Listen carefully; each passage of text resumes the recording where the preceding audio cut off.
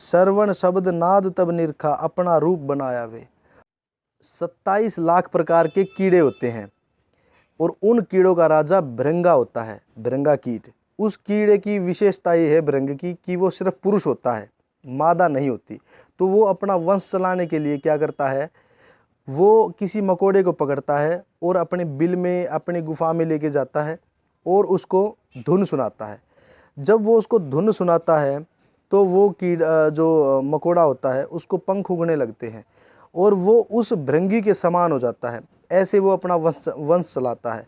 तो उसी भृंगी, वो भृंगी जो होता है वो कीटों का राजा होता है। जैसे जंगल का राजा शेर है, पानी का राजा मगरमच्छ है, ऐसे ही भृंगी जो है कीड़ों का राजा है। तो वो अपना वंश ऐसे ही चलाता है, पुरुष होता है खाली। तो ऐसे ही संत को बताया कि जो सच्चा संत या सही गुरु होगा वो भृंगी कीट के समान होता है, अपने शिष्य को एक धुन सुनाता है और वो धुन कोई साधारण नहीं होती, वो आम धुन नहीं होती, वो एक अमरलोक की धुन होती है। और जब वो सुनाता है तो उसका जो शिष्य होता है, जिसको भी सुनाता है, तो वो अचानक ऑटोमेटिक स्वतः ही बदलना शुरू हो जाता है। जैसे काम, क्रोध, मोह, लोभ, लालच, ईर्ष्या ये हैं, ये उसको कमज़ोर पड़ने लगती हैं। तो ऊर्जा जो है ऊपर की तरफ अपने आप उठना शुरू हो जाती है। जैसे भृंगी कीट जब उस मकोड़े को धुन सुनाता है, भूं भूं ऐसे करके, तो वो मकोड़ा, उसको पंख उगने लगते हैं और वो एक उड़ने लगता है, बाकी नहीं उड़ते। ऐसे ही जब सही गुरु दीक्षा देता है या वो धुन सुनाता है तो वो एनर्जी ऊपर की तरफ उठना शुरू हो जाती है। तो आपको मैं बताऊंगा संतों की वाणियों के माध्यम से कि भृंगी कीट या सतगुरु जो सही संत होता है कैसे काम करता है। सही संत में कला होती है।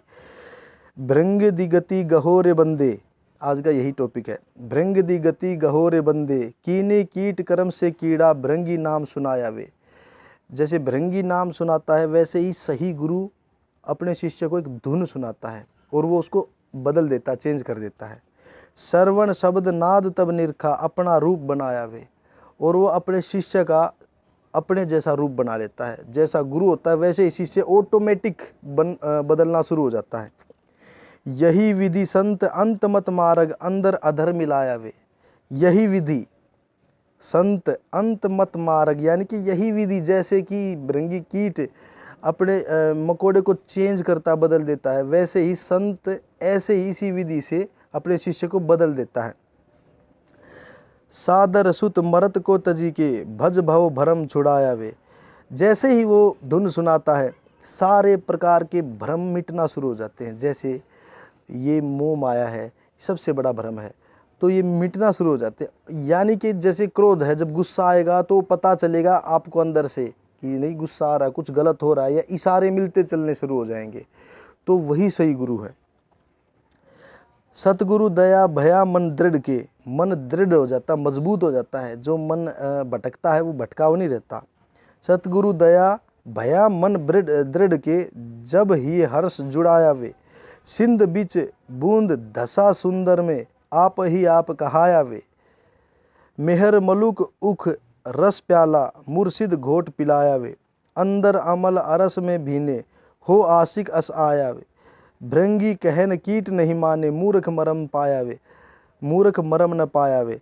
यानी कि जो यदि भृंगी कीट के समान उसको अगर नहीं सुनता है, कोई मकोड़ा ऐसा भी होता है जो उसको नहीं सुनता है, तो उसको महामूर्ख बताया है। तो वैसे ही अगर कोई शिष्य अगर संत को नहीं पहचानता है तो उसमें उस जो शिष्य को महामूर्ख बोला है। सत्संग समझ रमज नहीं पूछो, जुग जुग जन्म गंवाया वे। जिसने सत्संग की समझ नहीं पकड़ी, जिसने पकड़ा नहीं ढंग से, तो उसने जुग जुग जन्म गंवाया वे। यानी कि युगों युगों से हम जन्म लेते आ रहे हैं। ये जो शरीर है ये कोई असलियत थोड़ी है, ये तो मिट्टी है टोटल। और ये जो है ये कोई एक बार थोड़ी हुआ है, ये पिछले जन्म में पता नहीं क्या थे, उससे पिछले जन्म में पता नहीं, यानी युगों युगांतर से ये जन्म लेते आ रहे हैं। तो अगर संत की बात नहीं पकड़ी तो वो युगों युगों ऐसे ही भटकता रहता है। आगे है, अंध असार सार सुधि भूले, पार परख नहीं पाया वे। जग रस रंग संग में उलझे, बादे जन्म गंवाया वे। यानी कि जो इन दुनियादारी में उलझ के फंस जाता है उसने जन्म खराब कर दिया। और जन्म कोई बहुत लंबा चौड़ा थोड़ी है, ये 70-75 साल की बात है। इसमें कुछ कर गया सो कर गया, बाद में पछताना ही तो है। अनल पंच पश्चिम के माही उलट आकाश समायावे। अनल पंच पश्चिम के माही उलट आकाश समायावे। अनल एक ऐसा पक्षी होता है जो जो हमेशा आकाश में ही रहता है। वो मादा को भी नज़रों से ही गर्भ धारण करवा देता है, दृष्टि से। और मादा बच्चे भी आकाश में ही देती है। जब अंडा वो बच्चे देती है, जब अंडा नीचे गिरता है तो वो गर्मी से, जो धूप की वजह से, सूरज की गर्मी से वो अंडा पक भी जाता है आकाश में ही, इतनी ऊंचाई पे उड़ता है, और वो फूट जाता है। और बच्चा जब नीचे गिरता है तो नीचे जब ज़मीन पे टच नहीं होता, तो ज़मीन पे टच होने से पहले ही वो समझ जाता है कि मेरे माँ बाप ऊपर हैं, तो तुरंत ऊपर की तरफ उड़ना शुरू कर देता है, अपने माँ बाप की तरफ। तो जब सही दीक्षा देता है, सही गुरु जब दीक्षा देता है, तो हमारी आत्मा है जो एनर्जी नीचे की तरफ जाती है ना, वो ऊपर की तरफ उठना शुरू हो जाती है, अनल पक्ष की तरह ऊपर की तरफ। भूमि पर आए धाए धर पहुँचा, जब अपनी सुधि लाया वे। जब अपनी सुध लगेगी ना, तो फिर हम जितने भी आसपास के जो अटैचमेंट है समझ लो, वो सारे कमज़ोर पड़ने लगते हैं। जब परिवार परख घर अपना, सुत पित मात समायावे। जीव तजे जड़ जाई तुलसी, जब वह ब्रह्म कहायावे।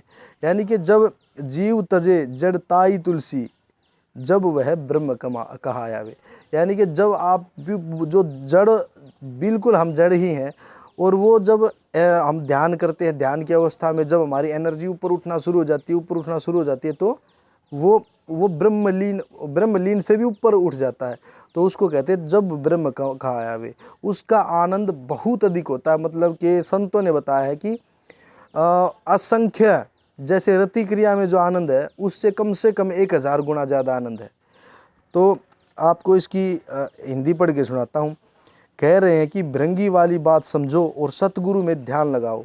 जैसे भृंगी कीड़े को अपना शब्द भृंगी कीड़े को अपना शब्द सुनाकर उसका वर्ण पलट कर अपने समान कर लेता है, ऐसे ही सतगुरु भी अपने समान कर लेता है। पर दूसरी ओर यदि कीड़ा भृंगी का शब्द नहीं सुनता तो उसकी तरह नहीं हो पाता। यानी कि अगर कोई कीड़ा उसके धुन नहीं सुनता भृंगी कीड़े की, तो वो उसके समान नहीं होता। ऐसे ही यदि संत के सत्संग में आकर उसकी वाणी को समझकर विचार नहीं करता, उसके नाम की परख नहीं जानता, तो बेकार में ही जन्म गंवाता है। पर जब नाम मिल जाता है तो अनल पंछी की तरह खुद ही अपने घर की ओर चल पड़ता है। यही बात मैं बता रहा था। जब आपको वो गुरु धुन सुनाता है तो ऑटोमेटिकली आप अपने घर की तरफ, ये हमारा घर नहीं है, असली घर दूसरा, तो वो जो अमरलोक है जिसमें दोबारा जन्म मरण नहीं होता, तो ऑटोमेटिकली जब गुरु सही गुरु जब है ना दीक्षा देता है, वो धुन सुनाता है, तो ऑटोमेटिकली एनर्जी ऊपर की तरफ उठना शुरू हो जाती है। तो अनल पंछी की तरह खुद ही अपने घर की ओर चल पड़ता है और परम सत्ता में जाकर समा जाता है। यानी कि परमात्मा में जाकर आखिर में समा जाता है। फिर वो जन्म मरण में नहीं पड़ता, ना 84 लाख योनियों में भटकता, वो अमर हो जाता है। उस चीज़ को बोला है। जय हिंद, धन्यवाद।